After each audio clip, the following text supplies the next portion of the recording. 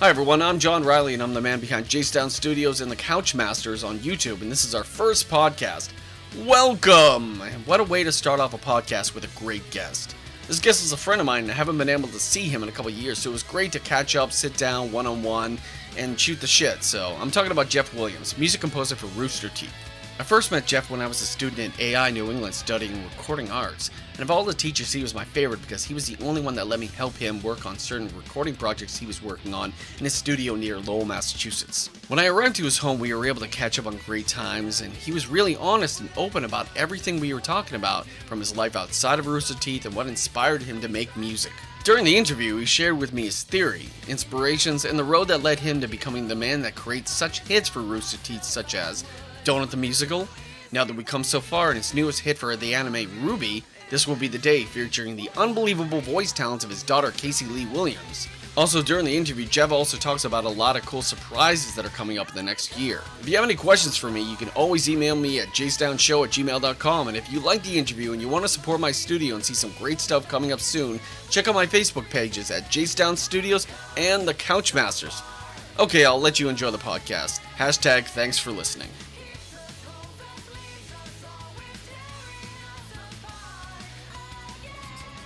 Nice. Oh yeah. Yeah, I remember it. Yeah, Harrison and Half Shell. I remember when it first came out. You know. WLVI 56 came out with the show.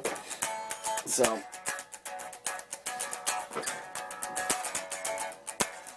And you've taken very well good care of that Fernandez, Fernandez guitar. Yeah, as a matter of fact, I kind of. Do you still have you used that on any of the new recordings? Oh yeah. Oh, okay, so definitely. This is my shredder. This is my guitar that I can really shred. I'm not a real shredder like I wish I was. You know, like some of these dudes are just like, you know, like I'm kind of okay, but I'm not like super technical. You know what it made me remind of that song that we were talking about earlier about the Red vs. Blue song from season 10. Oh, Now That We've Come So Far. Yes. I actually just opened that. Just if you wanted to hear the individual parts. Oh my gosh, yes, I would love to hear that. See, this project hasn't been used for a while. So. I love the sound of that. Especially when the chorus. Wow. Yeah. Take a picture of you. And that's you. Where is it? Yeah. That's so awesome. But I don't know just what I'd do if I saw you face to face right now. See, I have a very thin sounding voice when I'm screaming. I keep a picture of you, but I don't know just what I'd do if I saw you face to face right now.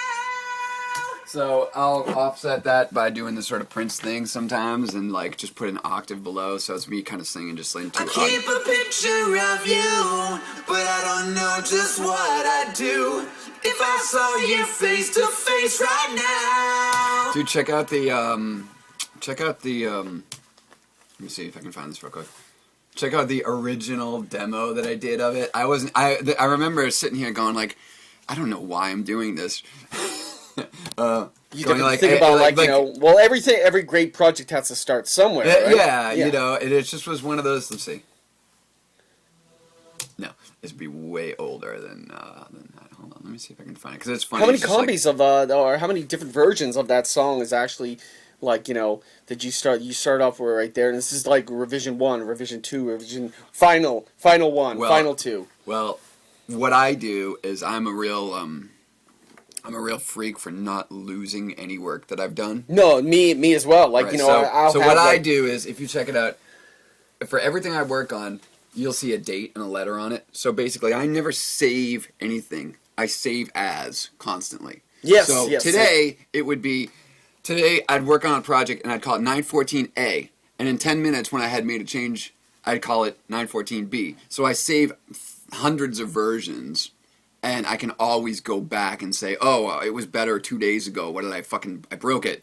Yeah, and you don't know how to get back to that stuff right there. Right. So it's always good to save as always. Oh, here, I think this is Now that we've come so far, how can we ever start again?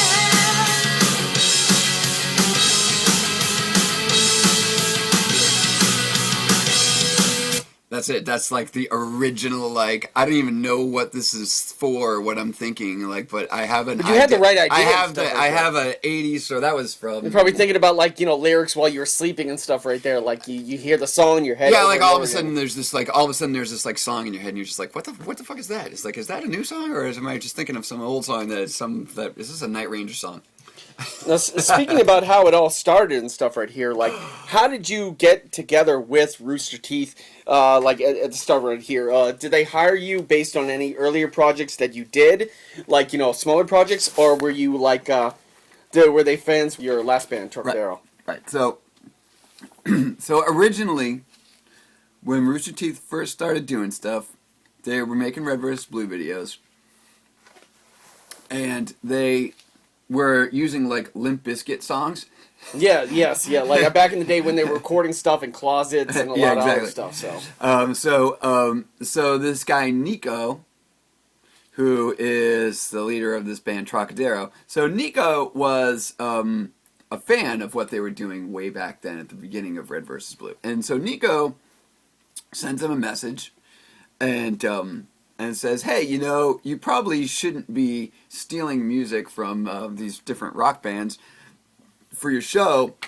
How would you like me to write you some music, original music? And they were like, what?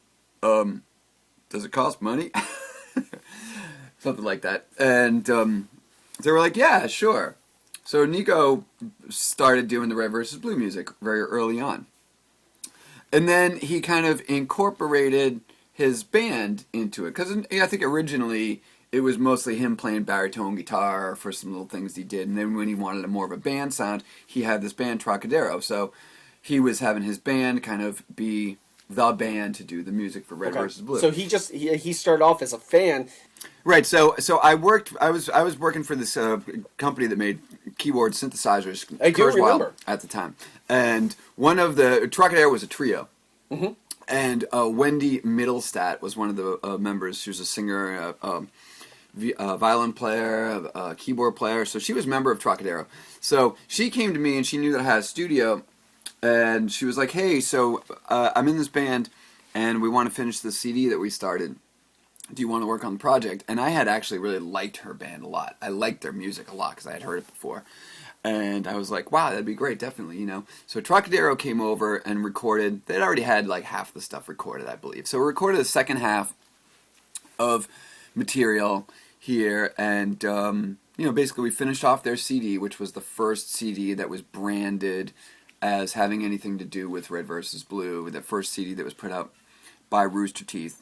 Trocadero, roses are red, violets are blue is... Yeah, it's sitting over there. So that was how I sort of first got involved at all. And it turned out that me and Nico got along pretty well, saw eye to eye on things, liked each other, and that was that for a while.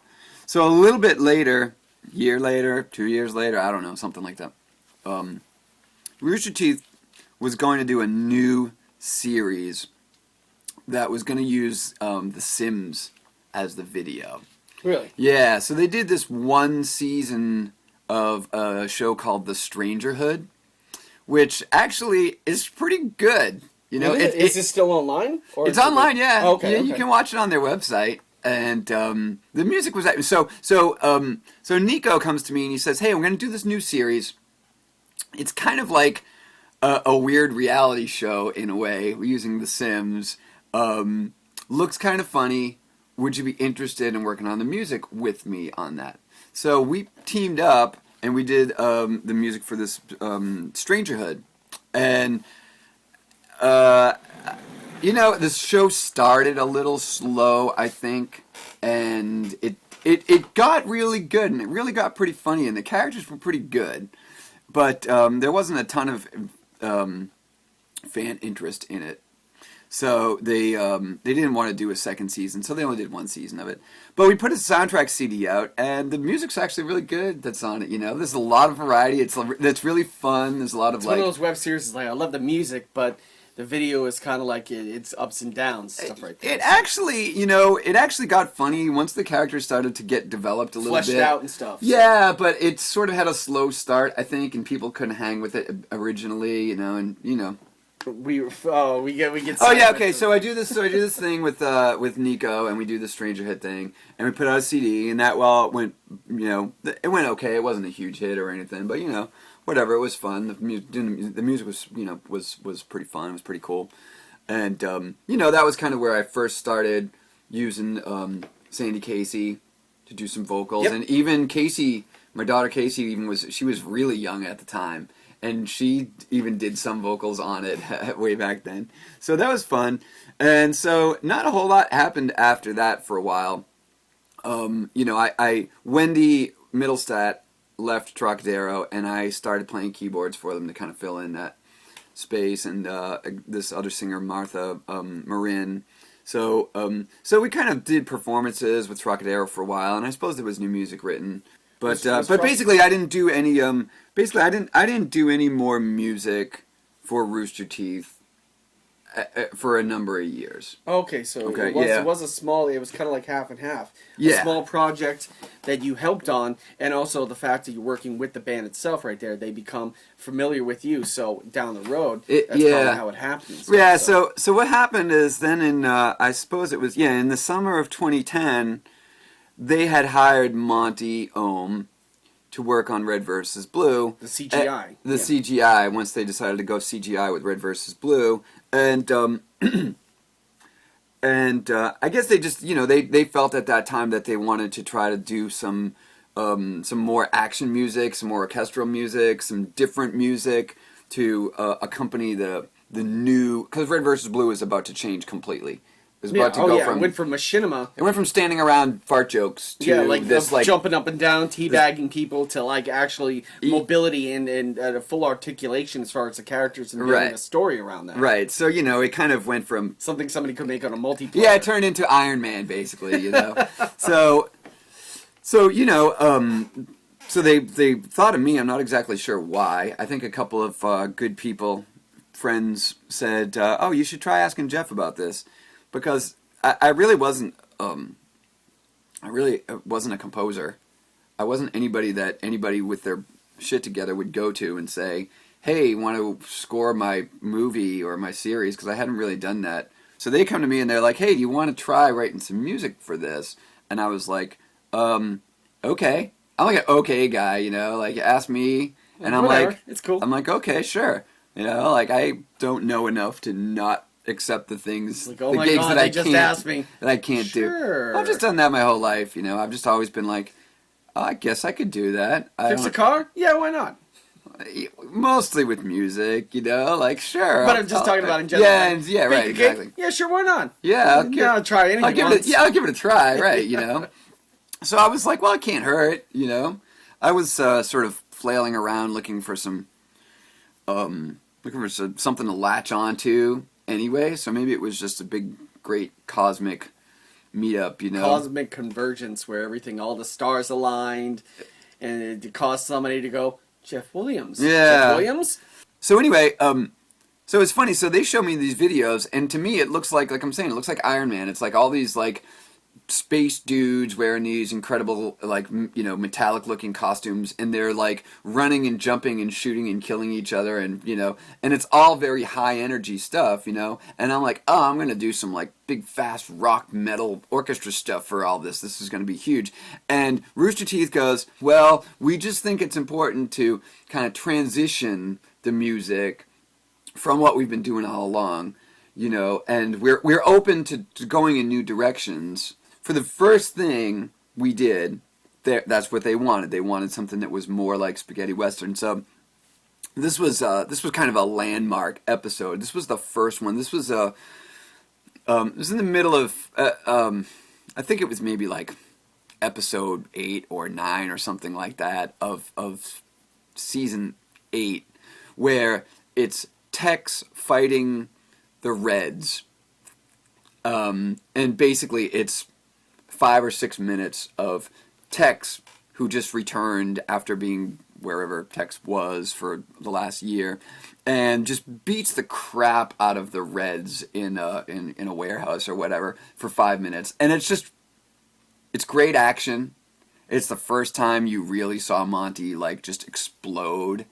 And it's funny as shit, you know. It's got all kinds of great one-liners. It's a great fun 5-minute thing. So anyway, so I tried to stick. I tried to give them some of what they wanted, which was some spaghetti western stuff and some clean Telecaster country guitar kind of stuff, and brushes, drum set brushes, and chicka chicka chicka chicka chicka chicka kind of shit. And but I also felt that it needed to rock more. Yeah, it needed to suit the scene. Like a rockabilly kind of thing. Yeah, it needed more energy. So I needed to like bring more rockin' guitars to it. And they were cool with that. They saw that I was trying to blend what they had before, but also amp up the energy so that it matched what was on screen. And so we did it, and people really liked it. Yeah, first impressions were great. First impressions were great, and the thing that we weren't really prepared for was fans watching the video and saying, "What was the music? I love the music. Yes. How do I get the music?" We didn't expect that. I certainly didn't expect it. As far as I was concerned, I was just trying to give them their background music for their scene, just like any other TV or movie kind of, right? It seems like the most common question nowadays on YouTube when a really good video is, who sings that song, or who did that song right there? But I guess back in the day, it's like you don't even think about that when it comes down to it. Yeah, I mean, yeah. So it was cool. All of a sudden, it was like, oh well, Jeff, it looks like would you be interested in selling the song because the kids say they want to buy it? And I was like, well, sure, I guess so. Let me go and try to take it and and take what was just music made for the video and let me try to turn it into something that feels more like a song, So I went back to it and worked on it for a little bit, and we threw it on iTunes just as a single, and sure enough, people liked it and started buying it. We were like, oh, well, okay, that was cool. It was a one-time thing. Yeah, it was a one-time thing, and so we just kind of continued, and they were real cool as far as letting me, move the music into other directions almost immediately. Yep. Even though they had this, we want to transition gradually with the music, we're interested in doing other stuff, but we kind of want to slowly transition. The truth is that I almost immediately was like, yeah, but look, it needs to be this. Check this out, And as that season went on and I wrote some more music for it, we did these things that kids really latched onto, and they still seem to be like some of the most popular songs, even though I really didn't know what the fuck I was doing like at all at the time. But it worked well with the scene, and it had me and Casey singing on it, and it was sort of the beginning of often if I'm trying to describe what I do in general to someone who's never heard it or seen it, I'll say it's kind of like Iron Maiden meets the music from Indiana Jones. Okay. It's kind of got and then other people will go, that's pretty accurate. It's definitely like it's that theme where like you hear it and it makes you think that you're on a horseback, like riding into war with a weapon. Right. That's like when you like, because it's got like that trotting kind of thing, like marching into war kind of feel, and that pumps people up. That gets people amped when they hear that kind of stuff. Right. And if it matches great with the video, it's a lock. It's perfect.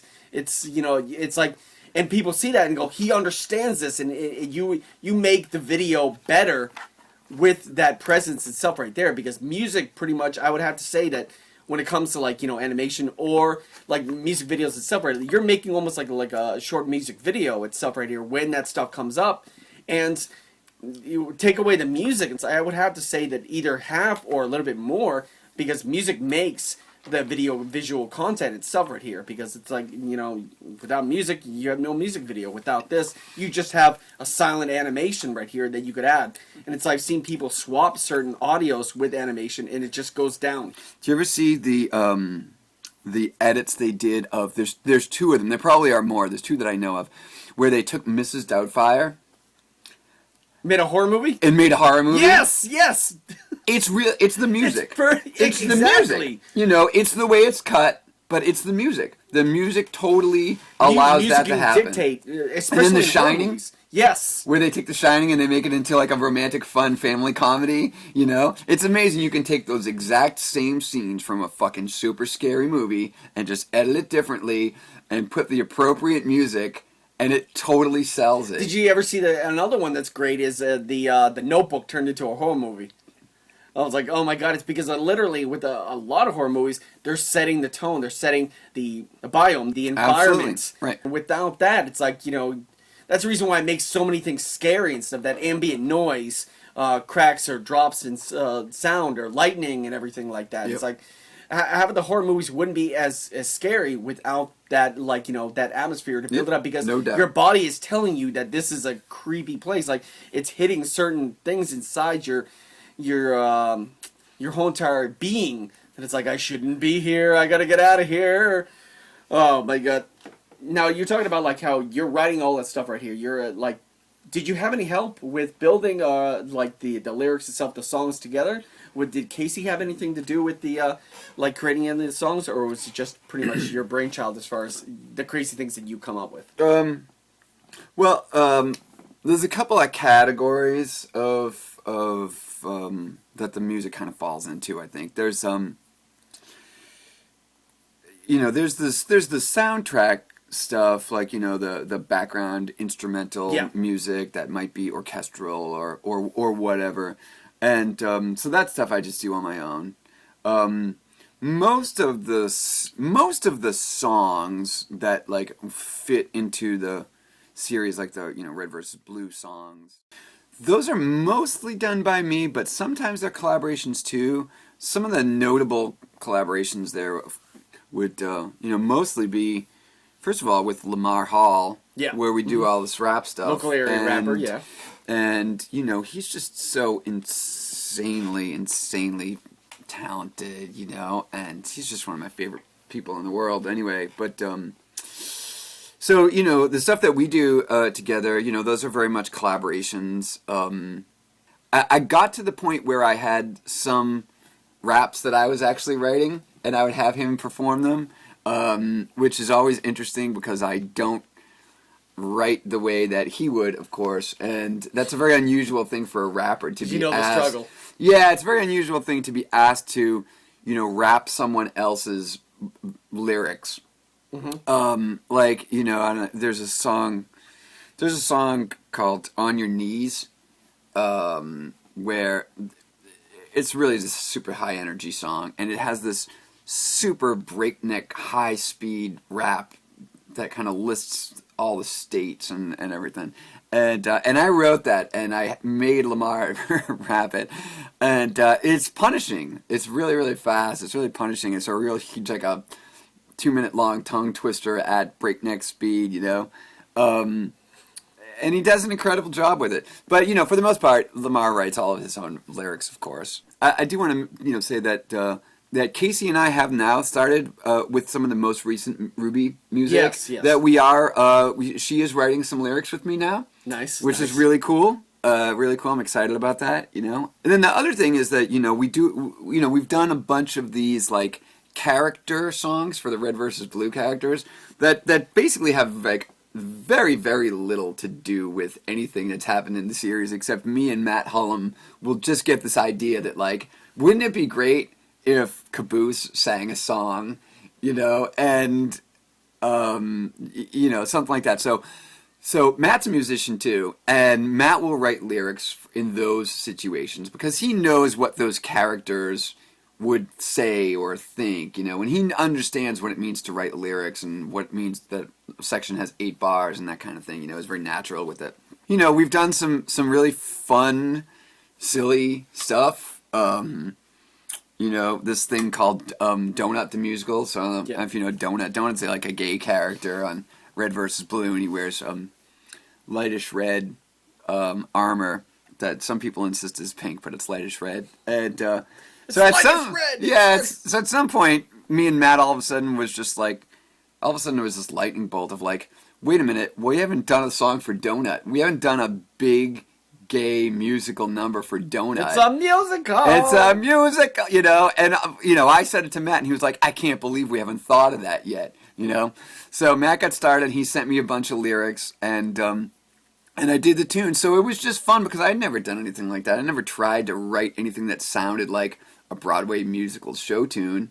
And Dan is Donut's voice actor, and he's not really a singer. And I wrote him this really hard song to sing, you know. And the poor bastard, you know. I mean, he's like trying so hard, and it's not really a singer. So he did an incredible job. And the finished product of the song "Donut the Musical," it's really funny.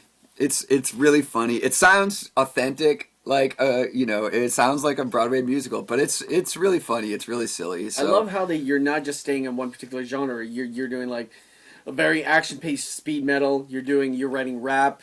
You're putting together stuff for a musical. You're pretty much like, you know, well, whatever. Or like, you know, sure. Or okay. Like, you know, you want me to do this? Yeah, sure.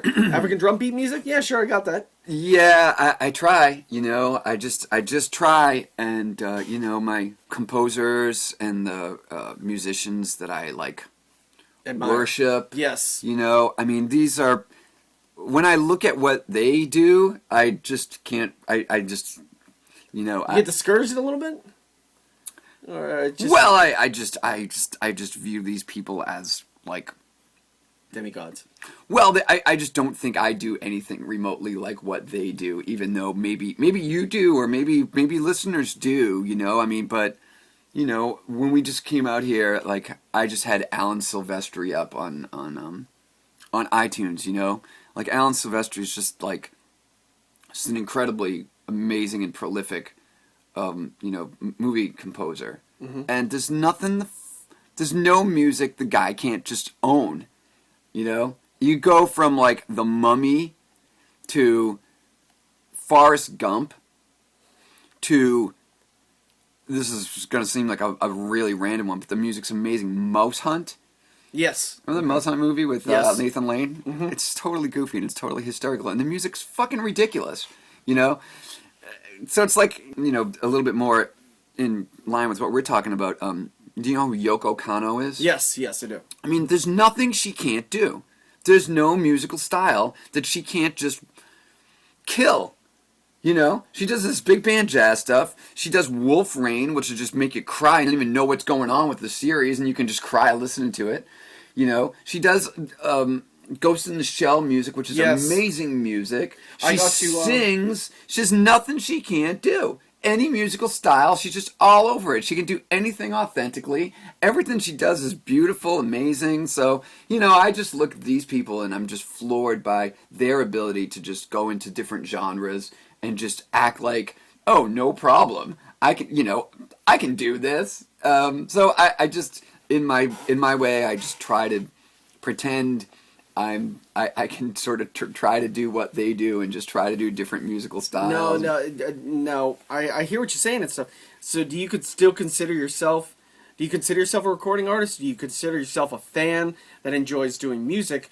But because the thing is, I guess, are you trying to compare? Like, when compared to these people, do you consider yourself just a fan? It's like, oh, I'm not what they are. Like, if you put us in the same category and stuff, because I think that that's a very humble way to say that when you're thinking about that. But you're doing it, man. You're actually making a lot of great music and stuff. But it's like, it's apples and oranges and stuff sometimes when it comes to, like, you know, movie stuff, because you're making mini movies itself. So yeah. Just because it's on YouTube and not on a big screen, that shouldn't diminish the fact that you are who you are. And stuff, right. So. Yeah, you know, I guess I don't know. Someday I'll just sit on a beach for years and try to figure out what happened during this period of time. You know, that was a crazy time. Yeah, it was a crazy time. You know, I don't know. I just try. Try very hard. I think that the sort of biggest difference between me and like a legitimate composer is that I'm just more of a song guy. You're a song guy. Yeah, I really am. Randy Newman? You know, because he's a motherfucker, that guy. I mean, you know, it's really funny because he sort of gets known for just like the very few. It's like what you were talking about before. Like he's known for the few little song tidbits that stick out of Toy Story and things like that. Yeah. But when you go and you look at the soundtrack to Toy Story, he's an incredible film composer. He can write anything for orchestra. He's he's as badass as the rest of these people. It's just that he can also write short, catchy little tunes with his quirky voice. People only seem to focus on how funny his voice sounds and how silly his songs are, but they only look at it on one side because, like, he's an amazing composer. He's an amazing person that can create beautiful music. But I guess they try to discredit him because he sounds funny or like he sounds ridiculous. Like I know people like a Family Guy made fun of him and stuff like Randy Newman, I'm eating a banana. Right. But the guy can totally write as badass orchestral music for film as anyone else. He totally can. So yeah, it's an interesting thing that like some people get a little bit pigeonholed, but that guy had like sort of like silly songs out when I was 10 years old. Short people got no reason to live. I don't even know if you've ever heard that. I have. I almost brought up Short People. Way back in the old days. I don't know what he originally did, but I think they're all related too. These Newmans, I think that the Newman clan. Yeah. Hello, Newman. There's a few. David Newman, Thomas Newman. I think they're like cousins or something like that.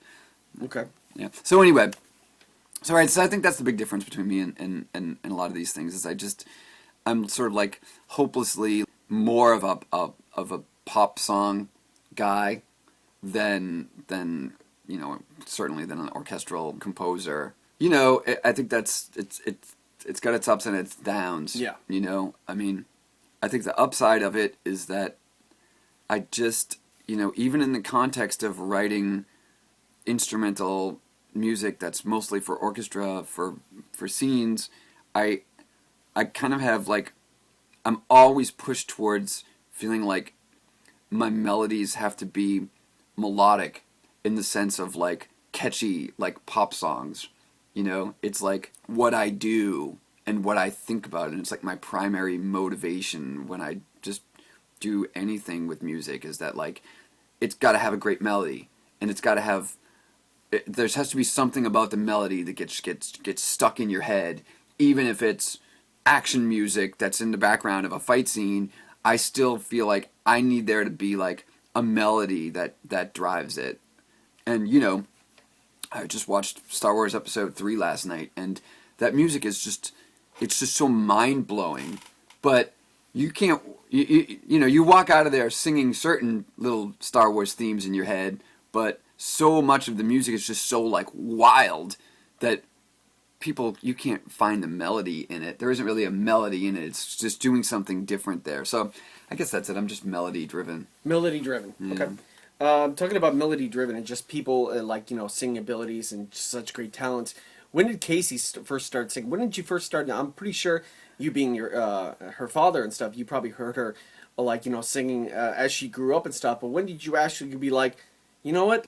Let's just do something together. Like, I want you to come over here to sing into this microphone. Like, when was that you actually thought it was like, this is a real thing? Because I remember when I was singing when I was a little kid and stuff. Yeah. But it's like, parents go, oh, you're such a good singer. But then when you realize it and stuff, it's like, wait a minute. It's like, this is an actual thing right now. Right. So, here, let me, yeah. So I'd have to say that one of the first... Because she's definitely come from a lineage of, a musician and also her mother's a singer itself. So. Yep. Two musical people inside her life and stuff, so it's definitely something that you can definitely it's all about that good genes kind of thing. So, let's see if I can find this one. We had a song in that Strangerhood series that I was telling you about. We had a song there, and it had great little snippets there. There was a female character named Nikki. And Nikki died, so we wrote a song about Nikki's death, And it's kind of in the when people hear it, they will mention the song "Stacy's Mom." Yes. From Fountains Way. Yeah, such a great band. It's such an amazing, awesome song. But so we had this tune, and yeah, this is one of the first things that I can remember Casey doing.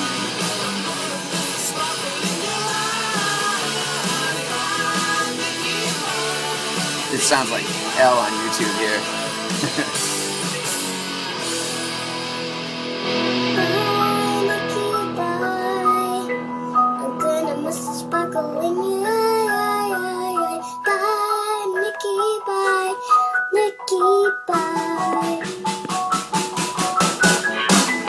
So that was little Casey. That's really sounding little, yeah. real young. How long ago was that? Maybe 2007 or was it around the same time that I was last in the studio? 2008. No, it would have been several years before that. Oh, okay. Seems like that because I remember when I was in that. here, in 2008, 2009? So that would make her, she was probably around like 7, 8, 9 years old maybe at that time. She sounds even younger. I remember meeting her when I was here and stuff when she was really young. Yeah. But it's that's great that you're able to pull that up and stuff and be able to sing because the thing is, her voice is definitely matured in the fact she was just a little kid. Kid. That was kind of the whole. But it still gave a good point presence because it was a very cute voice and stuff. My girlfriend's sister is a really good singer.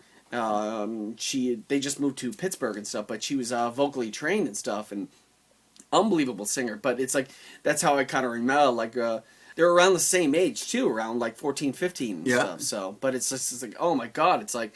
When I first heard that song, that first clip that you sent me and stuff, it was unbelievable and stuff for RWBY, because it was just blowing me away. It's like that was just this is it. This is it. Just hits. It hits right there when those things that you're working with. Yeah, but, it's fun. Has Casey ever performed live for these songs or any any stuff that she did for Red versus Blue or anything in any PAX kind of parties or anything? Because I know that you performed for the PAX. Casey was there. Okay, so was she performing? Yes, yeah. Okay, but no, the thing is, I didn't even know that because... Well, we sent her home around the time that everyone started drinking thousands of shots around that time. Because around that time, I was too busy setting because I was at the same exact party. I remember talking to Jeff about this because I ran into him after you just performed, and I was... Jeff? I am Jeff. You are Jeff. After Jeff performed. Okay. After you performed. Okay. I'm talking to the microphone. Oh, all right. People were listening and stuff, so... Like, what? Let's weird outer body experience. Yeah, sorry. It's like John is very sorry. Talking in third person, but I was a photographer for a. It just seemed like a bit of a mess because the thing is we were. So you didn't see us play though. I unfortunately didn't even see us play because you didn't even know that was happening. I didn't even know that was happening. I was stuck in the VIP room on the third floor, and we were taking pictures of people in front of green screens. I was just the guy holding the camera, snapping. The guys who were the heads of Rooster Teeth. Right. I took a picture of them, and everybody was in there and just getting drunk and having a good time and playing video games. So I never even got to see you until you were shirtless and sweaty, and you came up like, "Hey, what's up, man? How's it going? Oh, good to see you," and stuff. But so we played that, and that was the first time we had ever played that music live, and I think we did a pretty bad job, but we tried. But we had the orchestra, we had the choir, we had the 12-piece band or whatever. So it was fun. It was on that little stage because I've done shows and I've done parties in that yeah, room. You know what we did is how it's like the balconies up above? Yeah. So the band was down on the stage below on the dance floor, and then we put the choir up on this side on the second floor, and we put the strings up on this side on the second floor. Really? Yeah, so it's just wow. So that's what we That's a great idea right there. Yeah, it was kind of cool. And so then a couple months later, we played at Rooster Teeth's RTX event. So that would have been July of 2012. Yeah, and that was pretty. Yep. Yeah, that was really crazy.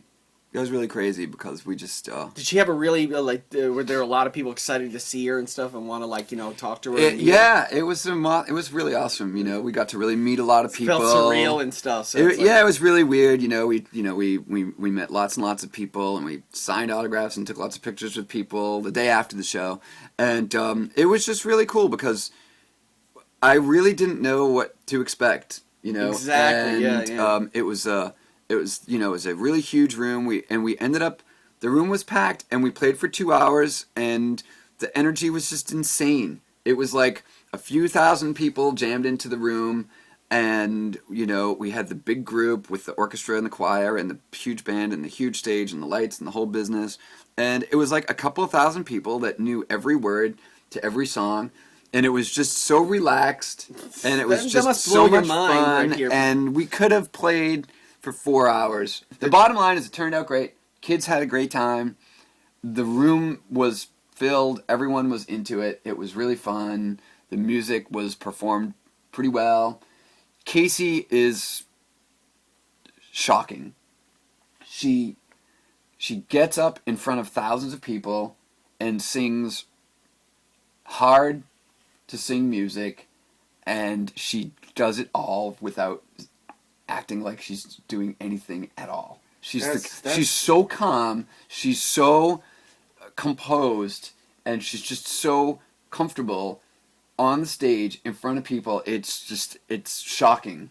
Yes, yeah. That's what it boils down to. She's not. Because I've seen the videos that her mom posted of her performing with the I think it was MIT the VG choir or whatever. Oh yeah, wasn't that great? Yes, that was beautiful. It was like that's a beautiful piece of music too. Yeah, because I think it's a different range of performing because as you know, people being in the studio and performing, there's certain shortcuts that people can do to make people sound better than they really are. Right. Like as far as like people I'm not to say that you use autotune, but people improve people's voices by either processing it and stuff right there. But it's great to see great music recorded by her, but also her doing it live. Yeah. Like just from somebody's camera phone. Well, hey, can I tell you about something brand new? Go. Here's a brand new thing. Is that this is a small thing, just since we're talking about performance. So I have some friends that we used to play in this thing called the video game orchestra. Yes, I love those guys. Yeah, so a bunch of us who used to be in that, like some of these folks, they started a new one of those. The video game orchestra still goes on, and that's good. That's still happening. In fact, they're performing today at the indie music, indie games thing at MIT. Yeah, my friends are going to there. I probably would be there if it if it wasn't here talking to you and stuff. We should have met there. That would have been that would have been awesome. So anyway, they have a new video game group that's called Final Stage. I've heard their stuff, and they sound really, really great. Like they're fantastic musicians and arrangers and performers. So they are set to play at an event called MagFest. Yes, MagFest in Maryland. In Maryland, which is January, first week of January. Bit Brigade was playing there a couple years ago, and they're the unbelievable band that does speed runs of Mega Man games. Like they'll have somebody playing the entire game all the way through without dying, but they'll do all the sounds, for the video game. Cool. Final Stage. So they're playing this year at MagFest. Yeah. And the keyboard player just sent me a message and said, "Hey, I have to be in Japan that week. Can you possibly play? And we're gonna consider playing some of my tunes too." Mm-hmm. So it looks like that's a go, so that'd be fun. So I'll go down there. Definitely with those check out guys Jeff in January. at MagFest. At MagFest, yeah, it looks like a really, really cool event too. I've been eyeing it for a little while. So conventions itself are just awesome because you have the different you have packs at way up top, and then you also have smaller ones that are really great to go visit, like MagFest, where you can have a lot of great time. Yes, RTX is separate. RTX partnered up with Spill.com. Another movie website that's totally owned by Hollywood.com, like last year. Or not last year, this summer. Yeah. Right here. So they partnered up right there. So, but yeah. I heard I mean, the event's gone from 500 people to 4,000 people to 9,000 people this year. Yeah. So I don't know what's going to happen next year, but I'm pretty sure they're going to do another one, and it's going to just keep getting bigger. Now, would you would you be willing to go back and try to do it live again? We'll see what happens. Yeah, we're gonna see what happens. What about anything for PAX? PAX East coming up next year. It's all in the air. It's all up in the air. That's the thing. I mean, because who knows what's going to be happening next year when it all comes around again. So yeah, you could be working on a completely different project. Well, here's the thing: is that when we did the live performances last year, I was all charged up to be like, yeah, we're going to do this. We're going to make this a regular thing. I'm going to I'm gonna, get, talk to PAX and try to, do a performance at PAX of this music, and, maybe talk to MagFest and do a performance there, blah, blah, blah. And the truth is, like... It exhausted you. Yeah, it was really exhausting. I love to play, and I would love to, do another new performance again. I'd love to play some of this RWBY music. So we'll just kind of see what happens, We'll see if there's enough planning and money, because that shit's expensive too, you know what I mean? It's like... See, I picture come like... from nowhere, you know what I mean? Like having the whole entire crew right there and having like visuals behind it, because I've seen a lot of good, like Brendan Smalls from Berkeley, who does Metalocalypse. Yeah. I saw him live at the House of Blues. Oh, It really? looked so good, because it was him and Tony, and they were performing, but they had all the music videos behind them. Right. And he was doing it in sync with the exact, so it literally took out all the audio from the music videos, and they were doing all the sounds. Right. So that was a plan, and that was a desire for us for a long time, and... It works and stuff, but right here, it's not easy. It's not easy. It's definitely like... Well, see, that's the thing. It's like, it's one thing... See, for that dude's going to go on tour, right? And he can go town to town, and he's got a lot of fans, and he can go town to town and put that show on 40 times in a row. For all the production time that went into making that show, he gets to milk it by playing it 40, 50 times, different cities he's on tour. Mm-hmm. We're talking about doing that level of production for a one-off show. See, that's the problem. Yeah. You know what I mean? It's like, to get all that music organized, to get the band and orchestra and choir well rehearsed to play one single show, that's the problem. When something's a one-off, it's like you need all that development time and money, even though you're only playing it once. So, maybe someday we'll try to, take another look at that. I would love to see that live. All right, let's talk about something else. Okay. It's not really a question, but it's a statement as far as when I heard RWBY, it reminded me of an anime series called Soul Eater. Pretty much both of the comparisons as far as the opening for Soul Eater and the ending of RWBY reminded me, because both protagonists had size. Like size? Right. How would you pronounce that? Size. Psych. Whatever it is. Psych! They both had weapons like that, like Red. Like how her weapon is. Which is kind of just a farm. It's kind of just a farm tool. Yeah, it's a farm tool. Like farm the tool. Grim Reaper weapon. Right. So, but it's also a gun. It fits so well with the animation as far as the edits. But, this will be the day. Okay, so a straight answer. Do I watch animes? Are you influenced by it, when you see that? Well, here's the truth. The truth is I'm actually not I'm not a big TV watcher, at all. Yeah. I don't watch... I watch very, very, very, very little TV, and I'm not a really huge movie watcher either. Probably more of a movie watcher than a TV watcher. I seriously watch so incredibly little TV, and I really never have, just my whole life. I don't know, certain things I find fun and interesting, but for the most part, most TV just kind of, I'd rather just do something else. Work on something else. Throw a frisbee or something, anything like. So as much as I'd like to like animes, I generally I just don't have that much patience for watching TV, And especially anime seem to be like, there's so much like long-term story development. Yeah. I'm just not that guy. I can't sit. Pays off and stuff I can't sit still for that long. Rephrase the question as far as anime intros. But see, now that's a whole different story. Yeah, that's what I should have rephrased it. Right. Are you influenced? You're familiar with anime intros as far as certain things, because a lot of people they like the intros to the anime, but they can't invest time of watching all of it and stuff. Right. So that describes me perfectly. Yeah. Right. I have about 1,000 bookmarks here of anime intros that I just love. What is the one recently that you actually fallen in love with? You see it and it's just like, God damn, that fits. It's like, that fucking Attack from Titan. What's it called? Attack on Titan is the anime. Do you have it brought up right here? How do you feel about as far as Japanese music in general when they're using intros? Do you think about it as far as it's all about content and how it sounds, more or less than I understand what he means. If it sounds catchy, it works. Yeah. Attack on Titan. Yeah. This fucking.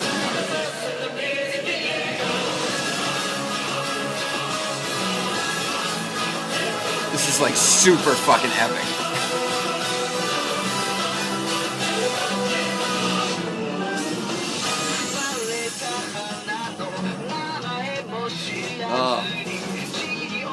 is a really, really poor quality audio here.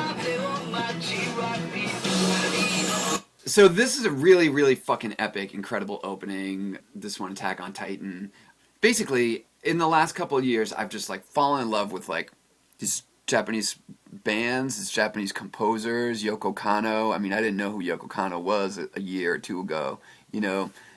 Probably even a year ago, I didn't know who she was like at all. And now I'm just floored by what they do, you know. I'm just over and over again. I'm just like, oh my god, all this like, even like the Visual Kai bands, yes, or whatever. Yes. I mean, I check all that shit out. I save tons. There's of a heavy metal band that I got totally into because there's Death Note. Have you ever heard of the band Maximum the Hormone? No, but you know what? The thing is that like, I really don't remember the names of things very much. I love the fact that Japanese has adopted certain music genres as far as even Celtic music.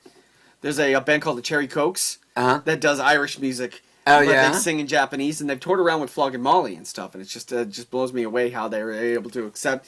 And just like, punk music, yeah, we got that. Rap music, we got that. Dance music, we got that. Oh, this is just... where's the one I was looking for?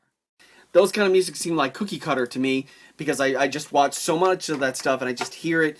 Bands like Asian Kung Fu Generation, you know, Nobody Knows, or just Maximum the Hormone, just people getting into like very popular music, like whether it be very popular like Naruto or Death Note or Soul Eater and stuff right there. It got me because that was at the time, that was the music I was listening to, but hearing it, a different sound, original sound, coming from Japan, even though I didn't understand the lyrics to it, it still touched me because it's like, it fit with the visuals perfectly. I was like, you know, that's why me and you, just, you listen to it and it's just, oh my god, this kicks so much ass. And people understand, it's like, how can you like this?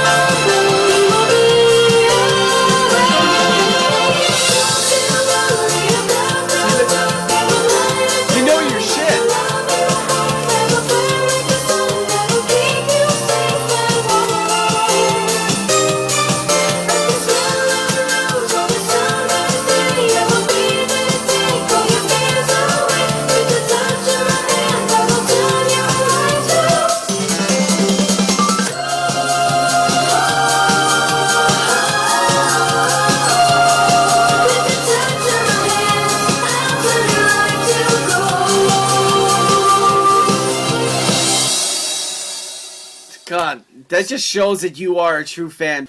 It's so awesome to see, like, you know, somebody adapting, and you've heard it, and it's an American version of how, like, it's an American version of a Japanese version of 70s American pop in a way, you know. But I've never been able to hear somebody from America who's a composer be able to translate what they've, like, it's almost like you've learned, like you've studied, and you're such a big fan that, like, how could I make my own version of this to make it sound like this and catchy?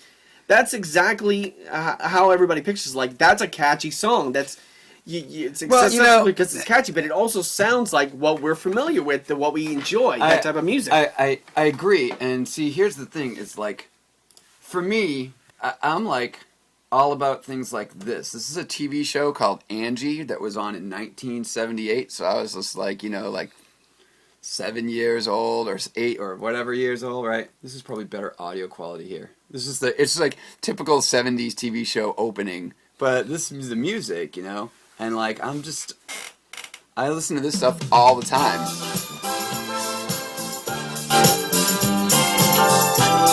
And you want to know where, you know, I mean, let the time go, let the love grow, let the rain shine, definitely see the similarities. Yeah. You know?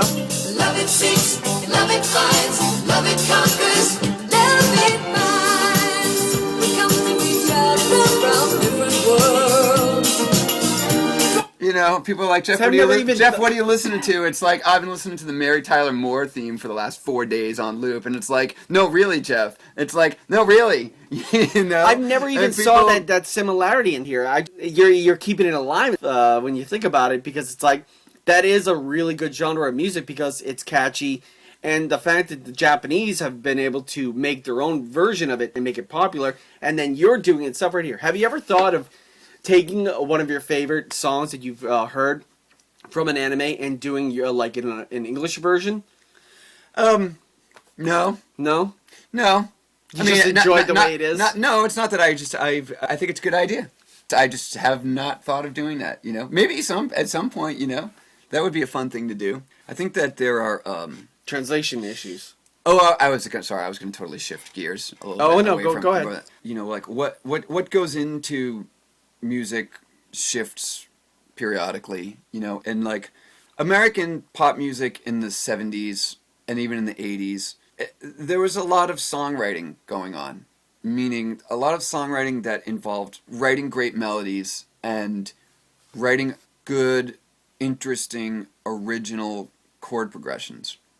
And you know, the truth is, I'm not a person who like talks down about modern music because I love so many brand new bands. I love young music. I listen to all kinds of new music, and I love it as much as I loved anything as I was a kid growing up. I listened to Pierce the Veil the way that I listened to Ozzy when I was a kid. You know, like I don't stop listening to new music, and I think it's really sad when people do. But anyway, you know, you can't deny that American pop music in the last, you know, 10, 12, 15 years, 20 years, has really moved away from great melodies and great chord progressions. Mm-hmm. There's just no two ways about it. So, you know, when that's what you love, you know, when you love songs like this from the 70s that are all about interesting chord progressions, orchestras, grooving bass players, you know, and then all of a sudden you go, oh, well, it's really too bad that, like, the Americans just have, like, no fucking interest in this anymore. Like, this is really sad, you know? It's, like, it's really sad that, like, melody and chords aren't the basis of pop music anymore in Western pop music. And then all of a sudden you like, what happened to me was I suddenly became aware of the fact that, like, oh, but you know what? The Japanese are doing that. Yeah. The Japanese are, like, doing these things. They're writing incredible melodies with incredible chord progressions with orchestras and real strings, and the fucking bass players groove like hell, you know? It's like, oh, cool. So I started to, like, get aware of that and, like, turned on to all this, you know, J-pop and anime music and, and video game music and all this stuff. And, you know, I've been turning Japanese, like, ever since, you know? And so this song, you know, now that we've come so far, which is at the end of Red vs. Blue Season 10, so that was really kind of going to be the end of working on Red vs. Blue for me, at least for the, you know, the time being. And I knew that we were making this move towards doing an anime. And so I really just kind of felt like, what a cool way to transition musically out of Red vs. Blue and into our new anime thing than just by giving you an anime ending credits song. So that was, you know, this was my first attempt at trying to do something that I felt had the energy of anime music as the song Now That We've Come So Far. And I don't get it when people say, why did you make the second verse in Japanese? Like, why would you do that? And I'm almost like, why would I not fucking do that? Exactly. How can that not be super obvious to you? Have you never heard anime music? Like, you know, unless I'm way off the mark, which I'm pretty sure I'm not, because I think that, you know, you verify that, like, Jeff, this is such an anime-sounding song. This was it was a GameStop ad for Halo 4, and it was coming out on what was, like, voting day. Yeah. In the United States. So you choose red or blue? So they had to do this. So we did the song about it's the red team teaching you how the voting process works. Well, let us share with you our knowledge about the electoral college. It comes out of Union High School. No, it doesn't. That's delightful. Right. I'm in high school civics. Come on, boys, now be specific. Teaching this here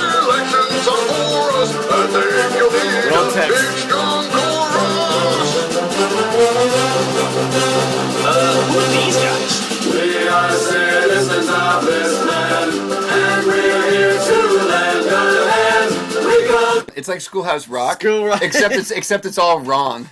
It's like teaching you about the electoral process, except the facts are all incorrect. Making up stuff.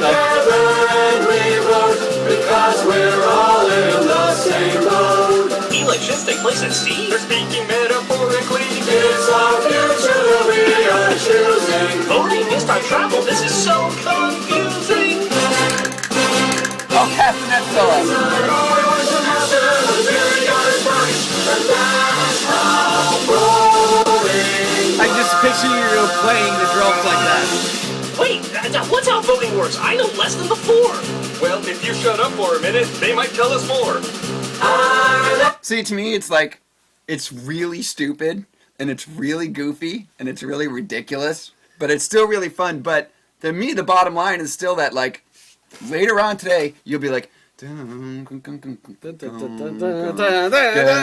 it's got the melodies and it's got the hooks, you know, so it's That's like, the reason why, like, you know, it captures you and puts a little bug in your ear and stuff right here because it's catchy. It's a good song. It's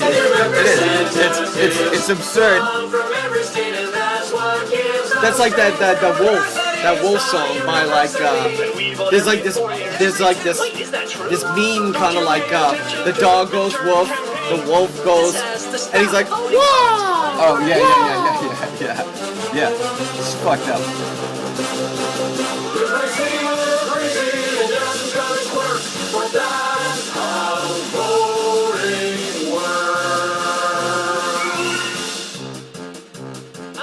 I get it now. So the president is elected by popular vote, and whoever gets more than 50% of that wins. Actually, no. The president is chosen by a group of 538 And of electors course, representing each I had state. done exactly 0 marches in my life before. It's like, Jeff, can you make a Sousa march? And I was like, If no candidate gets a majority of the electoral I'll vote, try. then the winner is chosen by the House of Representatives. But my vote still counts, right? Oh yeah, definitely.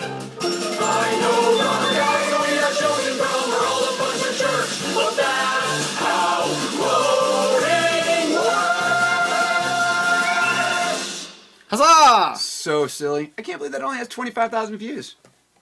That's pretty lame. It's just such a fun. So Do you like looking at the responses and comments on your videos? I think the truth is that they're overwhelmingly have nothing to do with the music. You know, That's the internet for you. Yeah, so sometimes it can be, but since they're so tightly associated with the videos, with the shows, they almost immediately turn into just giant discussions about Red versus Blue or the characters. So there's actually not often all that much discussion. Just about, playing the music in the corner, going, "Don't mind me, just keep talking about Red versus Blue." Yeah, I mean, if we look at that one, now that we've come so far, People are actually having conversations about debates and stuff.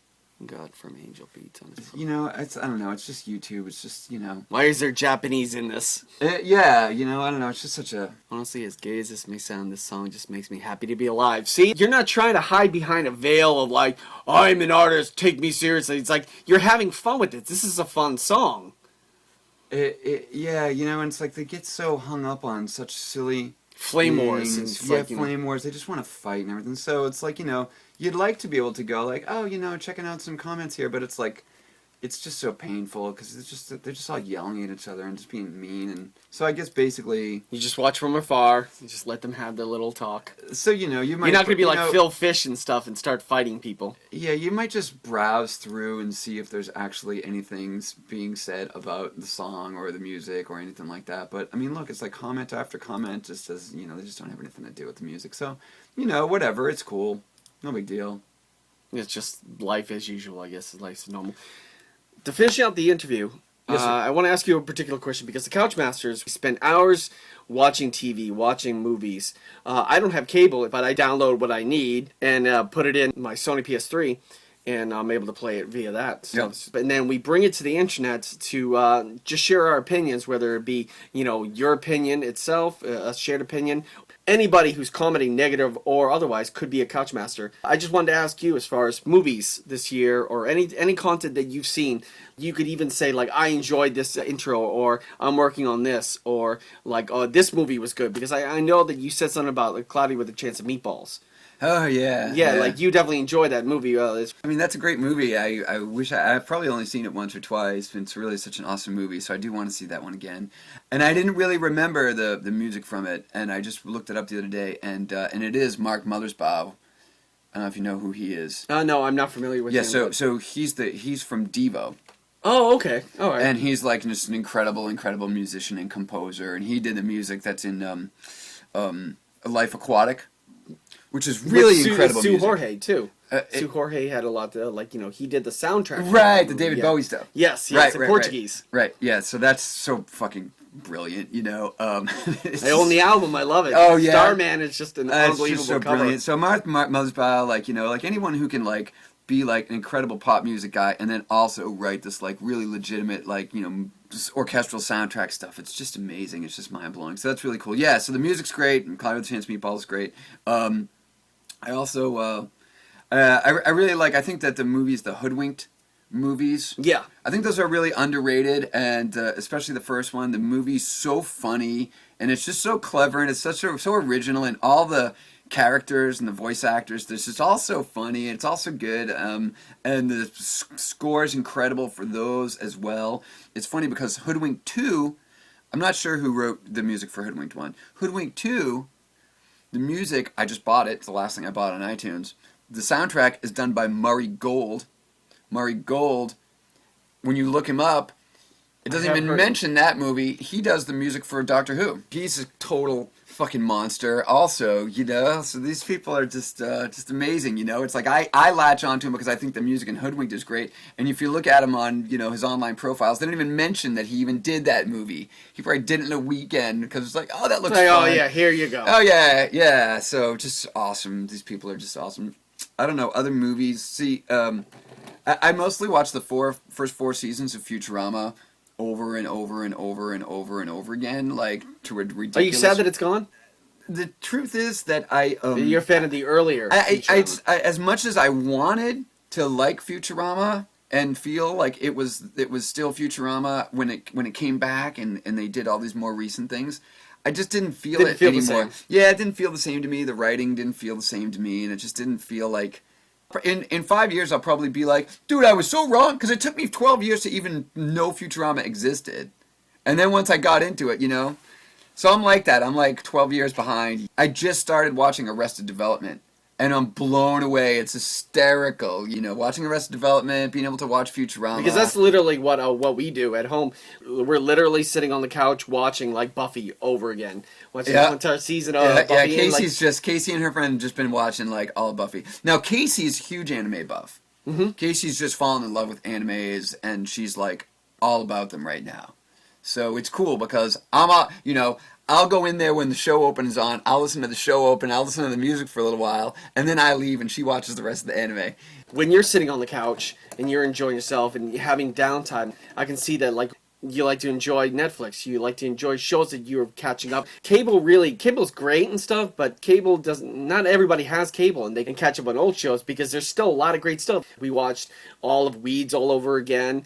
I watch a lot of Spanish soap operas. Oh, like La Rose de Guadalupe? Fuck yeah. Yep, yeah. I watched that because they play that in the cafeteria, and I always go, La Rose de Guadalupe, and all the Spanish people laugh. It's like every scene is the most fucking dramatic thing that's ever happened, And it's just, it was funny because the other night I was watching this one. It's La Familia con Suerte. Okay.